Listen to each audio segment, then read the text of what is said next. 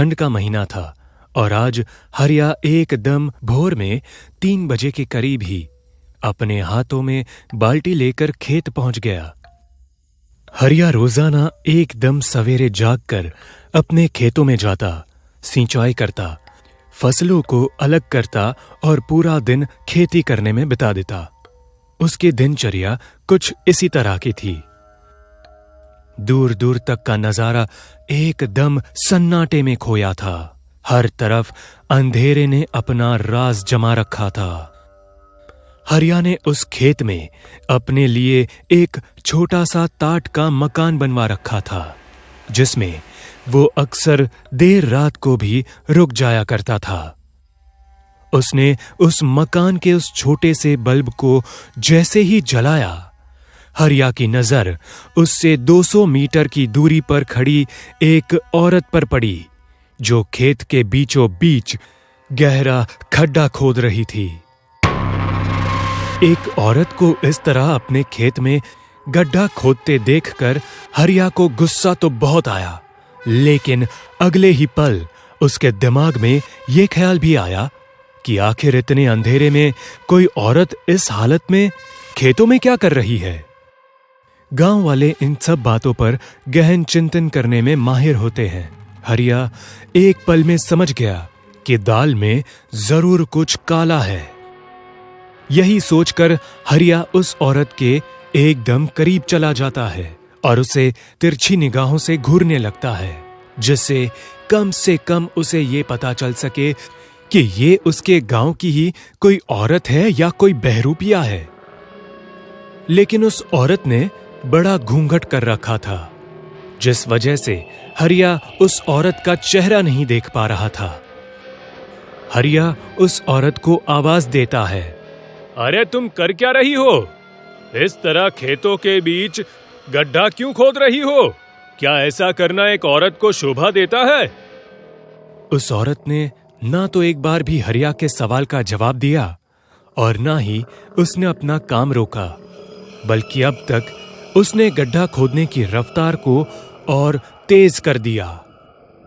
उस औरत के इस बर्ताव से हरिया को बहुत गुस्सा आया और वो उस औरत पर चिल्लाने लगा, औरत हो इसीलिए इज्जत रख रहा हूं, वरना अब तक धक्के मारकर अपने इस खेत से बाहर निकाल देता। बंद करो इसे। हरिया के दोबारा दखल देने पर वो औरत गड्ढा खोदना बंद तो कर देती है, लेकिन फिर वो हरिया को एक टक से घूरने लगती है। अगले ही पल वो औरत हरिया को खेत से बाहर निकल जाने का इशारा करती है। देखो तो जरा इस औरत के तेवर, एक तो चोरी, ऊपर से सीना जोरी। हे औरत, चल निकल जा मेरे खेत से बाहर। हरिया इतना कहता हुआ उस औरत के घूंघट को हटाने के लिए उसकी तरफ हाथ बढ़ाने लगा, लेकिन तभी अचानक वो औरत एकदम से गायब हो गई। 2 पल पहले हरिया जिस औरत पर चिल्ला रहा था, अगले ही पल उस औरत का बहती हवाओं में एकदम से गायब हो जाना किसी बहुत बड़े खतरे की तरफ इशारा कर रहा था। बाप रे, ये मैंने किससे पंगा ले लिया? ये तो कोई भूतनी थी। न जाने मेरी बुद्धि भी कहां घास चरने गई थी कि मैंने इस औरत को टोक दिया। हरिया अपने कदमों को तेज करते हुए और जल्दी जल्दी भागने लगा। वो खेत से बाहर निकलने ही वाला था कि तभी उसे अपने सामने ठीक वही औरत दिखती है जो हरिया को कुछ समय पहले दिखी थी। हरिया उसे देखकर अपने कदम पीछे ले लेता है। वो औरत धीरे धीरे हरिया के करीब बढ़ने लगती है। हरिया एकदम घबरा जाता है। तभी वो औरत अपना घूंघट उठाती है। उसका चेहरा देखकर हरिया के पसीने छूटने लगते हैं। लाल आंखें, आंखों से टपकता खून, डरावनी शक्ल और लटकती हुई जीभ। उस औरत का ये रूप देखकर हरिया फिसलकर जमीन पर गिर पड़ा।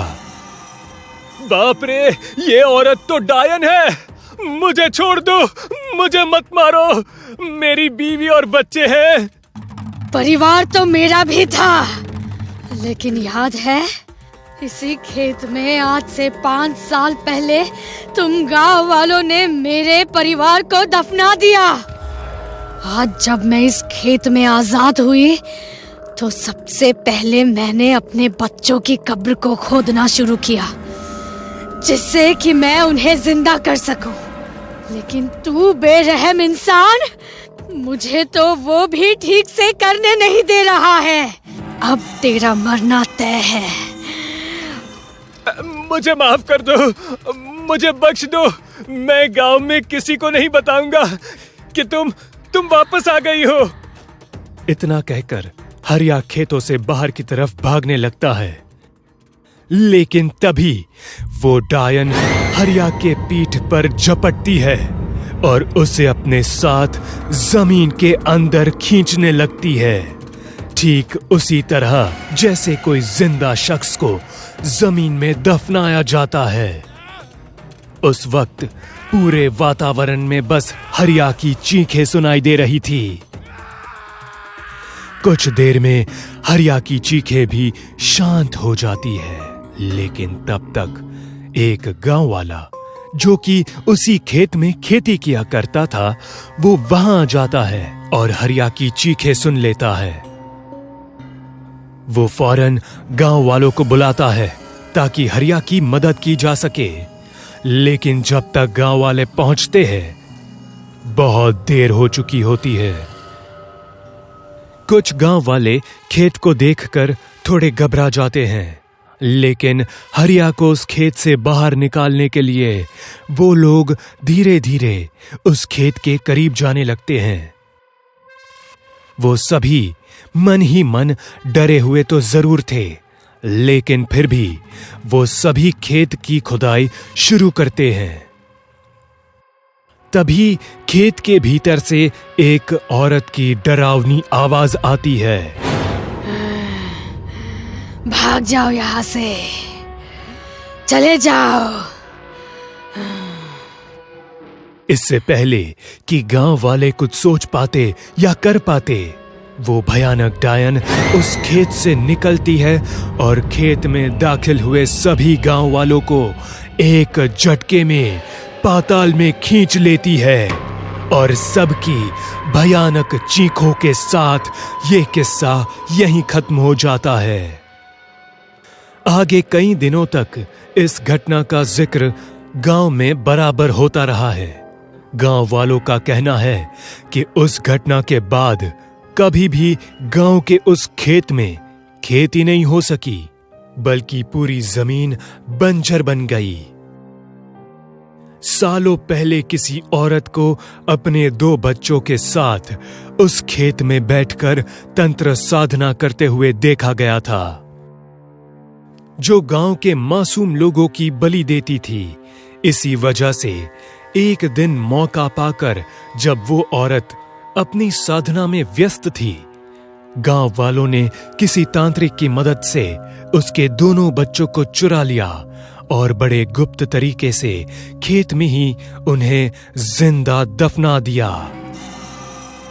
इसके बाद गांव वालों ने उस औरत को भी बांध दिया और उसी खेत में दफना दिया, और 5 साल बाद उसी खेत से वही औरत डायन बनकर निकली और आज वो डायन उसी खेत में वास करती है। वो उस खेत में कैद हो चुकी है, जिस वजह से उस खेत से बाहर नहीं आ सकती। लेकिन इतिहास गवाह है, जो भी उस खेत के करीब गया है कभी वापस नहीं लौटा है।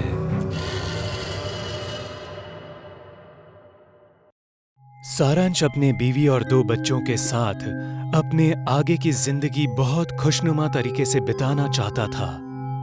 उसे एक बड़े और खूबसूरत घर की बहुत जरूरत थी, जिसमें वो अपने परिवार के साथ सुकून से रह सके। इसी बीच एक ब्रोकर ने उसे एक घर के बारे में बताया, जो शहर के एकदम कोने में है, बिल्कुल किसी फार्म हाउस की तरह। घर तो वाकई सुंदर था, लेकिन समस्या यही थी कि ये घर शहर से थोड़ा दूर एकदम सुनसान इलाके में था। इसी वजह से इस घर की कीमत इसके असल कीमत से काफी कम थी, जो कि एक फायदे का सौदा हो सकता था। Rita, what do you think? ये घर हमारे लिए कैसा रहेगा? मुझे तो बहुत सही लग रहा है। घर तो वाकई अच्छा है, लेकिन प्रॉब्लम ये है कि इलाका बहुत सुनसान है और यहाँ इकलौता सिर्फ हमारा ही घर होगा। अरे लेकिन ये तो अच्छी बात है ना, क्योंकि इसमें हम शांति से रह पाएंगे, शहर के इतने शोर शराबे से दूर, एकदम खुशनुमा ढंग में। ये बात भी सही है। वेल, अगर तुम्हें ठीक लग रहा है तो इसे फाइनल करते हैं। और नहीं तो क्या, इतना सुंदर और बड़ा घर, वो भी इतनी कम कीमत में। ये तो वाकई लाजवाब सौदा है। और वैसे भी अगर कोई परेशानी हुई तो हम तुरंत निकल जाएंगे। बिल्कुल सही। इसके बाद सारांश उस घर को खरीद लेता है। घर बहुत ही सुंदर था, काफी बड़ा था। जब वो सभी घर में एंटर होते हैं तो उन्हें उस घर में बहुत सी अजीब पेंटिंग्स दिखाई देती है। पेंटिंग कई मर्डर्स, क्राइम्स और बलात्कार की थी। पेंटिंग का पहला इंप्रेशन पड़ते ही सारांश भड़क उठता है और उस घर के एक्स ओनर को कॉल करता है। अरे शुक्ला जी, ये कैसा घर है आपका? इतनी खराब पेंटिंग्स कौन लगाता है यार? अरे सॉरी, मैं उन्हें हटाना भूल गया। दरअसल जो पहले किराएदार थे उनकी पेंटिंग्स है ये। कोई नहीं, मैं कुछ लोगों को भेजकर घर से सभी पुराने सामान हटवा देता हूँ। हाँ बिल्कुल, एहसान होगा आपका। ये काम जल्द से जल्द करें। इसके बाद उस घर से सभी पुराने सामानों को बाहर कर दिया जाता है। घर की सभी पेंटिंग्स, पुराने फर्नीचर्स और बाकी सब कुछ। तकरीबन 1 हफ्ते तक सब कुछ ठीक चलता है, लेकिन 1 हफ्ते बाद अचानक से एक शाम पूरे घर की बिजली चली जाती है। Oh shit! अचानक ये लाइट्स क्यों चली गई? जल्दी कुछ करो, खाना भी नहीं बना है अभी। रीटा कैंडल्स जलाने के लिए किचन में जाती है और कैंडल्स को जलाती है, लेकिन बार बार कैंडल्स बुझ जाते हैं। इसी दौरान उसे ठीक अपने पीछे कोई हाथ महसूस होता है, जो धीरे धीरे उसके गले के करीब बढ़ रहा था। रीटा तुरंत पीछे पलटती है, तब वो हाथ गायब हो जाता है। लेकिन रीटा को खुद से कुछ दूरी पर एक आदमी खड़ा दिखता है, जिसके हाथों में एक खतरनाक चाकू था। ये देखते ही उसकी चीख निकल जाती है। उसकी चीख सुनकर सारांश तुरंत वहां आ जाता है। अरे क्या हुआ रीटा? तुम इतने जोर से क्यों चीखी? सारांश, मैंने अभी आदमी को खड़े देखा जिसने चाकू लिया था और वो मुझे मारने वाला था। कौन आदमी? कौन तुम्हें मारने की कोशिश कर रहा था? ये तुम कैसी अजीब बातें कर रही हो? यहाँ हमारे अलावा तो दूसरा कोई भी नहीं है। नहीं सारांश, मैं झूठ नहीं बोल रही। सच में इस घर में कुछ तो गड़बड़ है। तुम पहले शांत हो जाओ और पानी पियो। इसके अगले ही पल लाइट आ जाती है और पूरा घर जगमगा उठता है। इसके बाद सारांश देखता है कि सब कुछ बिल्कुल ठीक है। जरूर ये रीटा का वहम ही था। ये सिर्फ एकमात्र ऐसी दास्तां नहीं थी जो उन्हें इस घर में महसूस हुई थी। इसके बाद से तो एक पर एक ऐसी घटनाओं ने जन्म लिया जो किसी भी आम इंसान के जिंदगी को तबाह कर दे।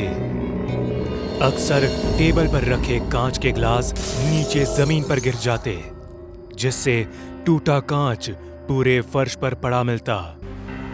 सारा सामान अपनी जगह से अपने आप बदल जाता। रीटा अक्सर अपनी बेटी को अकेले में बड़बड़ाती सुनती।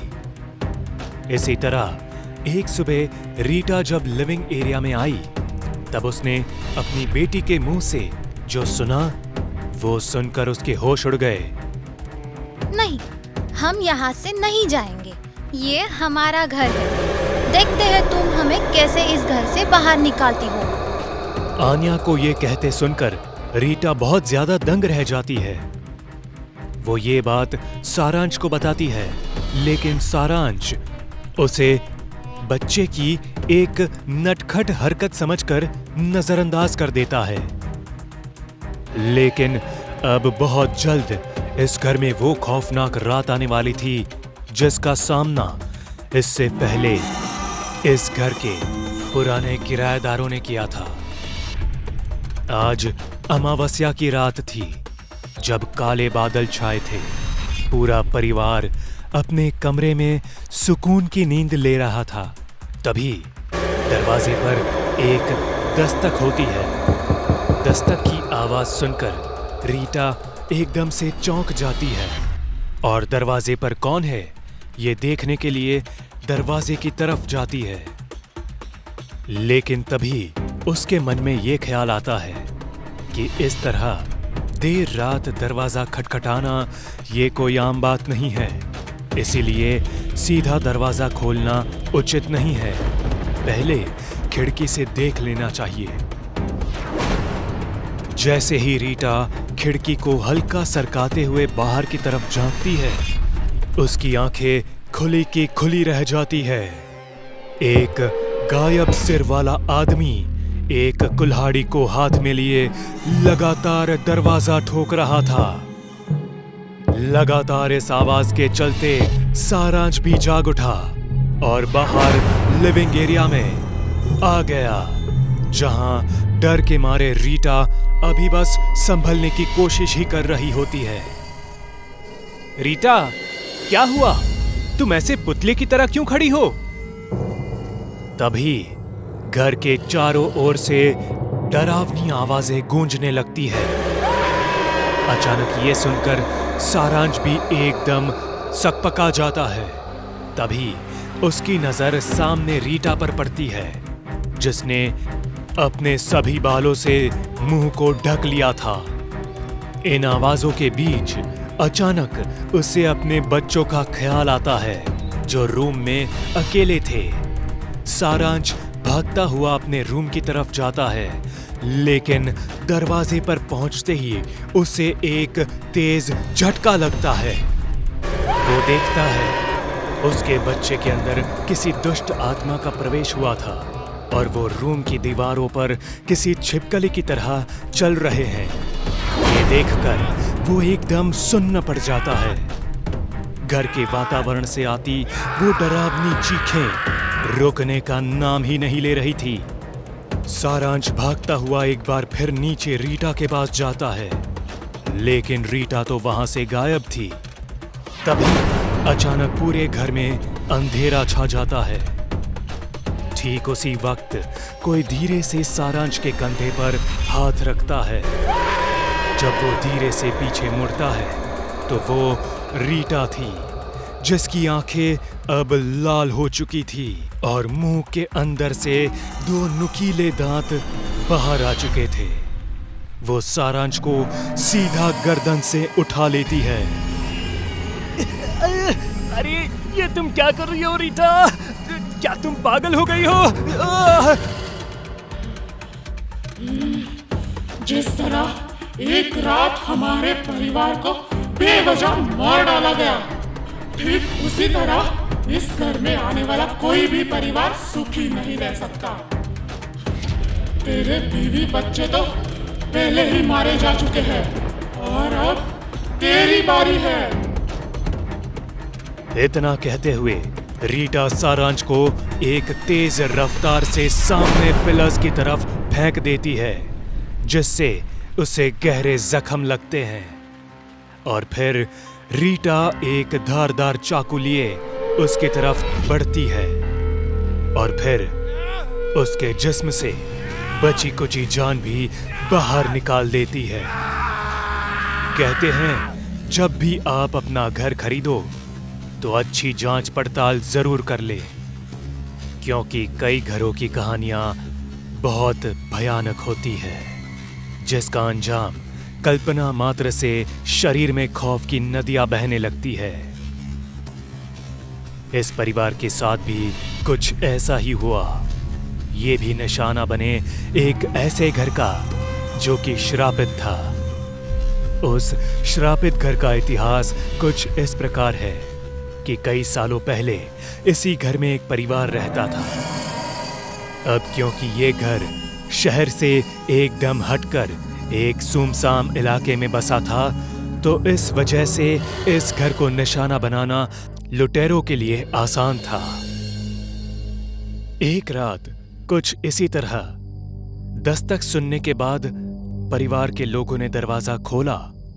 तब 2 लुटेरे अंदर दाखिल हुए और उन्होंने पहले तो सारे धन जेवर लूट लिए और हाथापाई के दौरान पूरे परिवार को मार डाला। तब से ये घर पूरी तरह से श्रापित हो चुका है और जो भी यहां रहने आता है वो जिंदा नहीं बचता।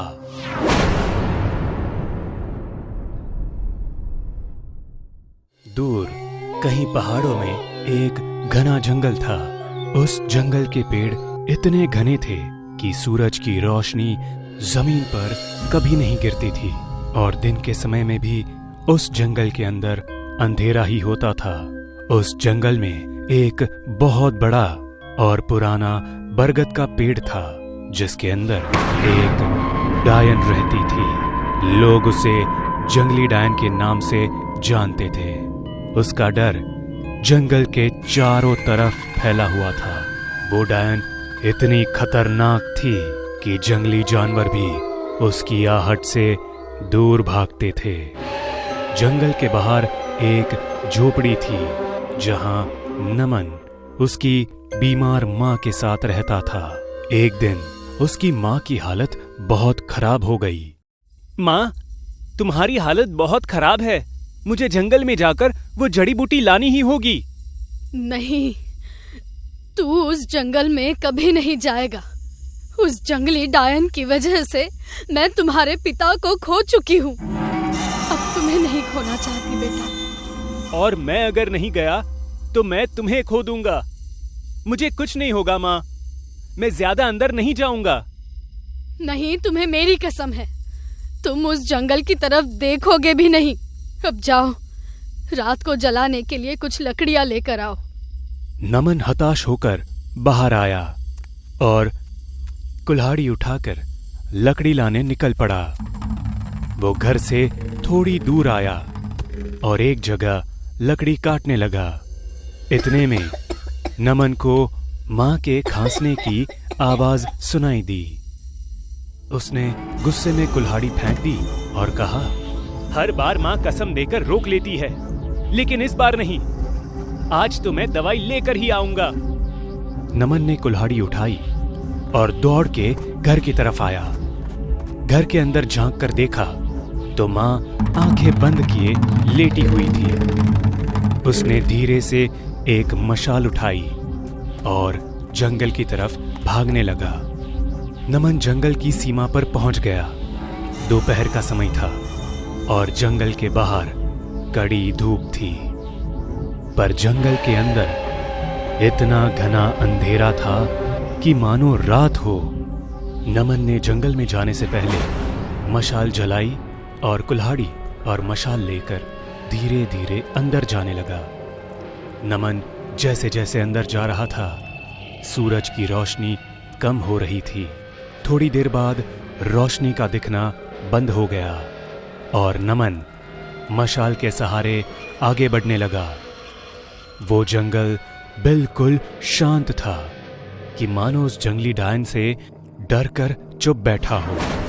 थोड़ी दूर आने पर नमन को इंसान और जानवरों के कंकाल दिखाई देने लगे। वो डर गया, पर फिर भी हिम्मत करके आगे बढ़ता रहा। चलते चलते वो उस बरगद के पेड़ के पास पहुंचा। नमन ने बड़ी हिम्मत करके उस घने पेड़ की तरफ देखा। वो बरगद इतना शांत और डरावना था कि सच में एक जंगली डायन की तरह दिख रहा था। वो बिना आवाज किए आगे बढ़ता रहा। आखिरकार नमन जड़ी बूटी वाली जगह पर पहुंच ही गया। उसने मशाल एक पत्थर पर रखी और जड़ी बूटी तोड़ने लगा। उसने बहुत सारी जड़ी बूटी ली और मशाल उठाने के लिए आगे बढ़ा। जैसे ही उसने अपना कदम आगे बढ़ाया, उसका पैर एक लकड़ी पर गिरा और वो लकड़ी टूट गई। उस लकड़ी टूटने की आवाज पूरे जंगल में गूंजी। नमन डर गया। उसने जड़ी बूटी कमर से बांधी और मशाल लेकर तेजी से चलने लगा। उसके पैरों की आवाज अब पूरे जंगल में गूंज रही थी।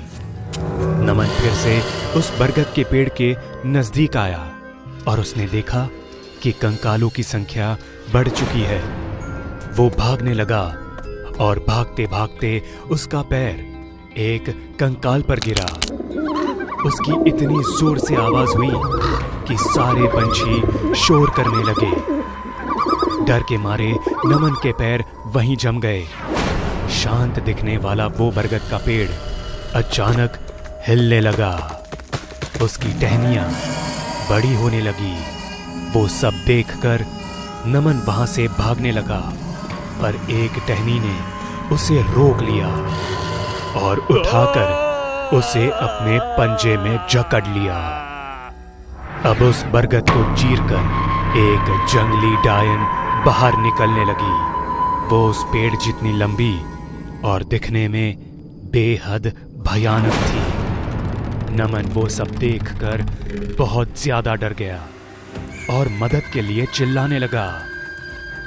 बचाओ बचाओ बचाओ मुझे।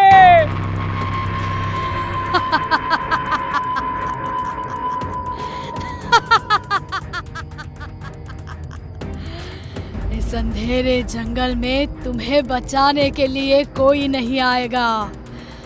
आज बहुत दिनों के बाद इंसान खाने को मिलेगा। वाह, तो बड़ी अच्छी बात है। तुम्हें खाने के बाद मैं उसे भी खा जाऊंगी। मरने के लिए तैयार हो जा। डायन ने नीचे पड़ा हुआ एक कंकाल हवा में उठाया और उसकी हड्डियां अलग कर दी। वो हड्डियां नुकीले हथियारों में तब्दील हो गई और डायन के इशारा करते ही नमन के पूरे शरीर में घुस गई। नमन एक झटके में मर गया। डायन ने उसे टहनी से आजाद कर दिया और नमन की लाश वहीं हवा में खड़ी रही। डायन ने फिर से इशारा किया और वो सारी हड्डियां नमन के शरीर से निकलकर फिर से कंकाल बन गई। नमन के पूरे शरीर से खून बहने लगा। डायन फिर से जोर जोर से हंसने लगी। उतने में एक टहनी आई और नमन के पेट में घुस गई। वो टहनी नमन को डायन के करीब लेकर आई। डायन ने उसे खाने के लिए अपना मुंह खोला और टहनी ने नमन को मुंह के अंदर फेंक दिया। डायन नमन को चबाने लगी और उसकी हड्डियों की टूटने की आवाज आने लगी। बाद में नमन की सारी हड्डियां बाहर थूक दी। मजा आ गया। बड़ा मीठा इंसान था।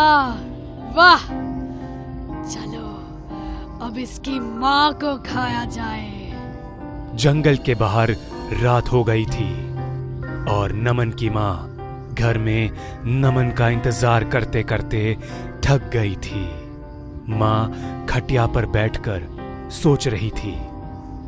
पता नहीं कहाँ चला गया ये। जंगल में ना गया हो तो अच्छा है। इतनी रात को अब कहाँ ढूंढने जाऊं मैं इसे। इतने में नमन घर के अंदर आया और माँ के बगल में बैठ गया। कितनी देर लगा दी आने में। मैं तो परेशान हो गई थी। अब मैं आ गया हूं ना, चलो हम खाना खाते हैं। माँ उठकर खाना परोसने लगी और अचानक नमन का शरीर डायन के रूप में बदल गया। उस डायन को देखकर माँ डर गई और भागने लगी, पर वो ज्यादा दूर नहीं भाग पाई, क्योंकि बाहर उस बरगद के पेड़ ने पूरे झोपड़े को घेर रखा था। एक टहनी ने माँ को उठाया और चुड़ैल के सामने ले गई। मेरा नमन कहाँ है? क्या किया तूने उसके साथ? कहाँ है मेरा नमन? अभी पता चल जाएगा। डायन ने अपना मुंह खोला और टहनी ने माँ को मुंह में फेंका। डायन माँ को निगल गई और हड्डियां वापस बाहर थूक दी। डायन पेड़ में चली गई और वो पेड़ जमीन में धंसकर गायब हो गया। पहाड़ के पीछे से सूरज उगने लगा था। जैसे ही सूरज की रोशनी माँ की हड्डियों पर गिरी, हड्डियां जलने लगी। क्या आपको हमारे चैनल स्पूकी स्पूकी फ्राइडे के वीडियोस पसंद आते हैं?